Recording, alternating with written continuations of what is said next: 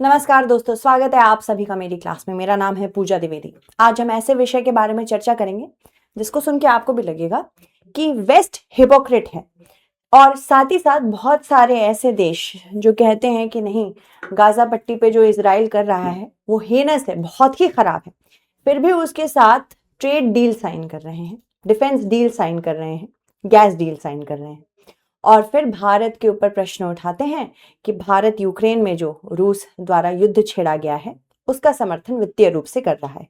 तो चलिए एक साथ समझते हैं कि वेस्ट और अन्य देशों में किस प्रकार से एक हिपोक्रेसी देखने को मिल रही है इजराइल को लेके। हिपोक्रेसी की भी सीमा होती है, और वेस्ट और साथ ही साथ बहुत सारे ऐसे देश हैं जो इस चीज को सोचते हैं कि सिर्फ और सिर्फ कुछ कंट्रीज के ऊपर ये लगा सकते हैं। तो वो दो प्रकार से हमारे पास इस समय की न्यूज है। दो चीजें हमें देखनी। पहली, मिस्र और इजराइल के बीच जो डील साइन हुई है, मिस्र एवं इजराइल के बीच जो डील साइन हुई है, इसके बारे में चर्चा करते हैं।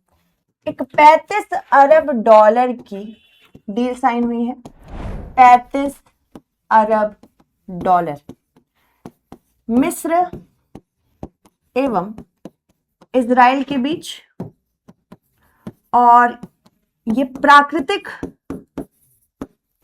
गैस के आयात निर्यात से जुड़ी है, या प्राकृतिक गैस के व्यापार से जुड़ी हुई है। मिस्र इजराइल से प्राकृतिक गैस खरीदेगा। 35 अरब डॉलर की ये डील है, और ये अगले 15 वर्षों के लिए है, यानी अगले 15 वर्षों में इजराइल बेचना शुरू करेगा प्राकृतिक गैस इजिप्ट को। इजिप्ट वही देश है जो कि लगातार कहता है कि इजराइल के द्वारा गाजा पट्टी में एक हेनस क्राइम किया जा रहा है, मानव के खिलाफ युद्ध छेड़ा जा रहा है। जब इजराइल से पूछा गया, इजराइल ने कहा कि ये डील प्योरली कमर्शियल है, यानी कि ये हम कमर्शियल या वाणिज्यिक लेंसेज से देखें, ना कि राजनीतिक। अब इसमें आप डिफरेंशिएट कैसे करेंगे, क्योंकि भारत के लिए तो आपने उस संदर्भ में बहुत सारी बातें कही थी। इसके अलावा जर्मनी जो खुद कहता है, जो खुद इजराइल के खिलाफ बहुत सारे आधार पे, गाजा के आधार पर अलग अलग खड़ा है, उसने भी एक बहुत बड़ी डिफेंस डील साइन की है। तो सिर्फ मिस्र ही नहीं, इजराइल ने एक डिफेंस डील साइन की है जर्मनी के साथ मिलके, और ये एरो 3 मिसाइल सिस्टम को लेके है। अब आप समझिए, जर्मनी के साथ जो इन्होंने डील साइन की है, ये भी खुद में बहुत दिलचस्प है, क्योंकि जो इसके साथ डील साइन की है ये 6.5 अरब डॉलर की, पहले 3.5 अरब डॉलर की थी, अब ये बढ़ के 6 अरब 5 डॉलर हो चुकी है। अब आप खुद सोचो बच्चे कि जब यही देश बार बार इजराइल के ऊपर प्रश्न उठाते हैं और फिर इनके साथ व्यापार करते हैं, तो किस प्रकार की छवि बनाने की अपनी कोशिश कर रही है? क्या ये छवि बनाने की कोशिश कर रहे हैं कि मॉरल ग्राउंड्स पे हम अलग हैं और बाकी ग्राउंड्स पे अलग हैं? ये इंटरेस्टिंग है। ठीक है, चलिए आगे देखते हैं। अब पहली बात तो ये समझना है, जो मिस्र के साथ इजराइल ने प्राकृतिक गैस की डील की है, इसका 50% वित्त किसके पास जाएगा? ये इजराइल के राजकोष में जाएगा। सोचिए, तो मतलब इजराइल का जो राजकोष है, स्टेट ट्रेजरी है, वहां जाएगा। तो क्या अब ये एक प्रश्न नहीं उठाएंगे, या सिर्फ इन प्रश्नों का उत्तर देने के लिए बस कुछ ही चुनिंदा देश हैं, जिसमें भारत भी एक है? देखते हैं इससे संबंधित और तथ्य। तो देखिए, ये इजराइल है। इजराइल ने लगभग 2000 के दशक में, 2000s में एक डिस्कवरी की कि इनके भूमध्य सागरीय क्षेत्र के पास प्राकृतिक गैस के संसाधन हैं, और पहले भी इन्होंने मिस्र को बेचा है। पहले इनिशियली इन्होंने जॉर्डन को बेचना शुरू किया था, उसके बाद इन्होंने मिस्र को बेचना शुरू किया था। ठीक है, इसके अलावा अब फिर से एक नई डील साइन की गई है। यहाँ पे इजिप्ट को ध्यान में रखिएगा, क्योंकि इजिप्ट का सिन्नाई प्रायद्वीप है, सिन्नाई पेनिनसुला है, और यहाँ पे रफा क्रॉसिंग है। रफा क्रॉसिंग वही है जो कि अभी फिलहाल एड के लिए, ह्यूमैनिटेरियन एड और असिस्टेंस के लिए यूज की जा रही है।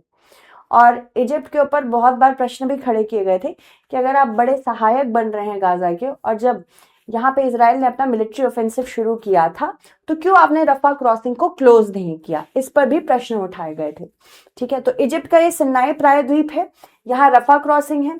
अब इसराइल ने बहुत सारे क्षेत्र यहाँ पे धीरे धीरे सेटल करने शुरू कर दिए हैं। जो आप सोच रहे हैं पीस डील ब्रोकर कराई गई थी ट्रंप के द्वारा, उसका क्या, बहुत बड़ा प्रश्न है ये, क्योंकि ट्रंप के द्वारा जो ब्रोकर कराई गई थी डील वो अब कोलैप्स कर रही है। इसके बारे में भी चर्चा करते हैं। तो गैस समझौता जो है वो तो ठीक है, रक्षा विकास भी कर रहा है। अब देखो जो युद्ध विराम मिस्र में एक पीस समिट हुई थी, जिसमें भारत को भी बुलाया गया था, पर कुछ खास हो नहीं पाया। इसके पीछे भारत को कहीं ना कहीं पता था कि ये सारी गीदड़ भपकियां हैं और ट्रंप ऐसा कुछ कर भी नहीं पाएंगे। हालांकि ट्रंप ने कोशिश जरूर की थी कि किस तरह से गाजा और इजराइल के बीच में एक समन्वय बनाया जा सके। हालांकि ट्रंप इसमें बाय एंड लार्ज फेल हो गए थे। इजराइल और हमास दोनों गाजा संघर्ष विराम के अगले चरण में प्रगति को टाल रहे हैं। गतिरोध के कारण फिलिस्तीनी सर्दियों की ठंड, बारिश और असुरक्षित परिस्थितियों से अभी भी बहुत सारे टेंट्स में जो सिविलियंस रह रहे हैं उनके ऊपर हानि आ रही है। जैसे कि आप ये फोटोज देखिए, फोटोज देख के ही आपको समझ में आ जाएगा। सीज फायर के बाद की भी फोटोज है by the way. Cease fire जो कि अक्टूबर 10 को अनाउंस किया गया था कि अब गाजा पट्टी बेसिकली हमास और इजराइल के बीच में अब किसी भी प्रकार का युद्ध नहीं होगा, कि युद्ध विराम लग गया था।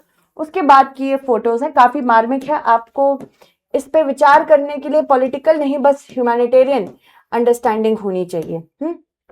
इसके अलावा मुख्य मुद्दा क्या है, सबसे विवादित, कि फिलिस्तीन बनेगा कब, एक स्टेट ऑफ पैलेस्टीन कब बनेगा, इसके बारे में कोई भी स्पेसिफिक डिटेल्स हमारे पास नहीं है।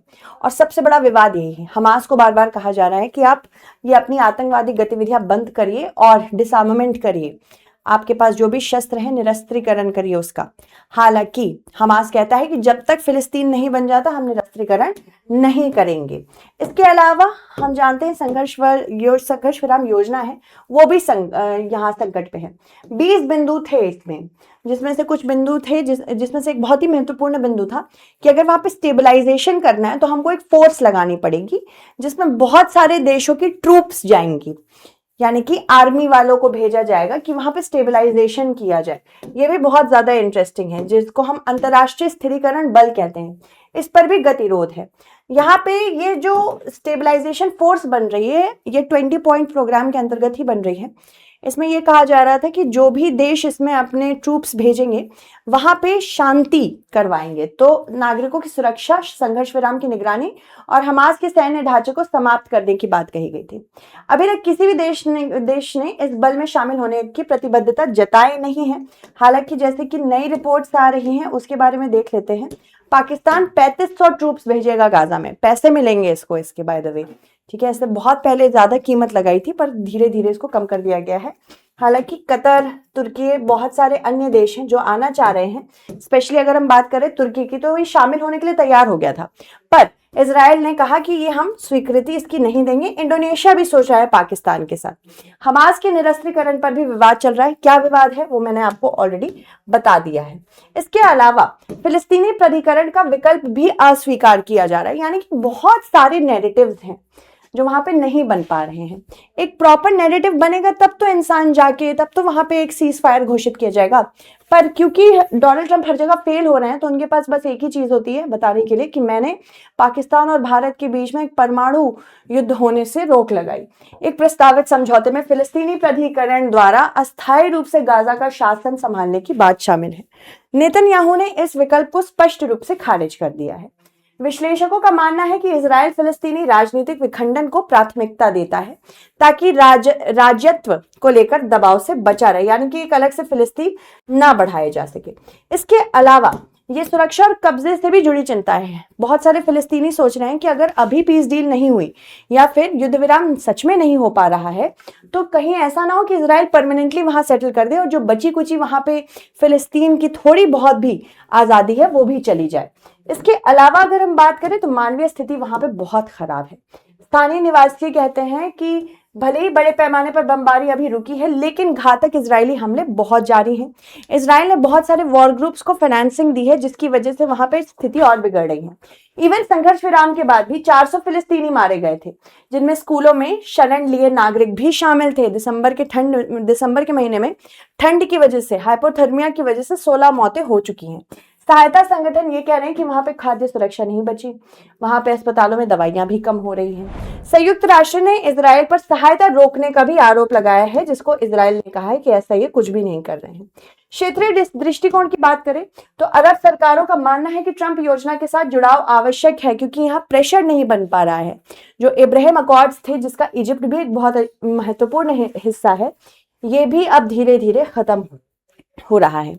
चलिए, इससे संबंधित हम प्रश्न देख लेते हैं। क्या प्रश्न आ सकता है? गाजा संघर्ष में मिस्र की भूमिका के संदर्भ में निम्नलिखित कथनों पर विचार करें। मिस्र गाजा और सिनाई प्रायद्वीप के बीच रफा क्रॉसिंग को नियंत्रित करता है। मिस्र ने 2007 में इजराइल और हमास के बीच सभी प्रमुख संघर्ष विरामों में मध्यस्थता की। मिस्र अब्राहम समझौते का सदस्य है। तो आपको बताना है इनमें से कौन सा सही है। ठीक है, तो आपको ऑप्शंस में से बताना है। तो थैंक यू एवरीवन जो आपने अंत तक क्लास देखी। आई होप आपको ये क्लास अच्छी लगी हो। नेक्स्ट क्लास में फिर एक इंपॉर्टेंट मुद्दे के साथ मिलेंगे। तब तक के लिए धन्यवाद।